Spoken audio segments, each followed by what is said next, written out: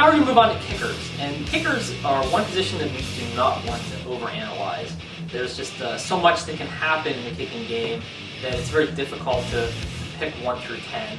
It's not really worth our time to try and do so. So we're not gonna go through a full 1 through 10 list.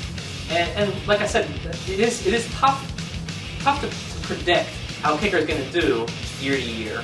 However, we have determined one sort of data mining technique that we've used to try and root out who we think will be the sleeper kicker in the year to come. What we have noticed in past years is that if you look at the attempts from long yardage, meaning 50 yards or longer, there's always a guy that makes a lot of attempts from 50 yards plus that seems to blossom the next year. That probably being because he has a strong leg and the team believes in him. And a perfect example of this was Mike Vanderjagt about 4 or 5 years ago. Before he blossomed, Jason and I took a look at statistics and noticed that Vanderjagt attempted an insane amount of field goals from 50 plus, like 10 field goals. And that year in the draft, when we selected him with our last pick, when everyone else is picking Jason Ealams and the standard guys, we picked Mike Vanderjagt, and lo and behold, he became a top fantasy kicker, and it has been so ever since, well, until last year, of course, with Dallas. And there was another example as well. Yeah, Neil Rackers in 2005. We looked at his 2004 statistics and saw how many 60-plus yard field goals he attempted, how many 50-plus yard field goals he attempted. Not necessarily that he made, but that he attempted them.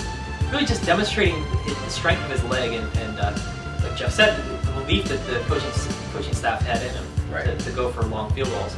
We picked him up, and he wound up being the #1 kicker in the league in 2005, right, statistically. Right, so what we're going to do this year is just give you one sleeper that we both agree on, that we've done our analyzation, and one guy we believe is going to drop this year. Okay. Jason?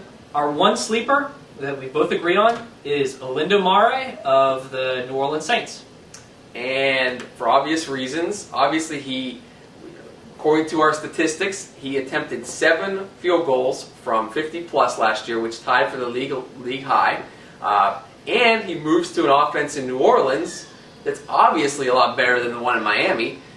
Plus, it's an indoor stadium, so he's got perfect weather, he's got a heck of a leg, he's got a great offense, plenty of red zone chances, which equals a top 5 selection, maybe even a top 1 or 2.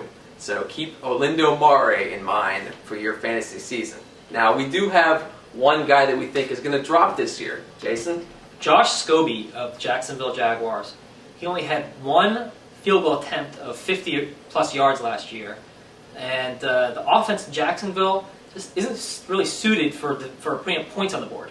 So we feel like last year he was maybe a top 5 kicker statistically. We feel like he's going to drop this year, that things are not looking good for Josh Scobee. Yeah, we don't have much confidence in their offense at all. Maurice Jones-Drew last year was a heck of a running back, but I think teams are going to focus in more on him. If someone can name one of their receivers besides Matt Jones, and the quarterback position with Leftwich is far from stable. So we think that Scobee is going to drop down this year out of the top 10.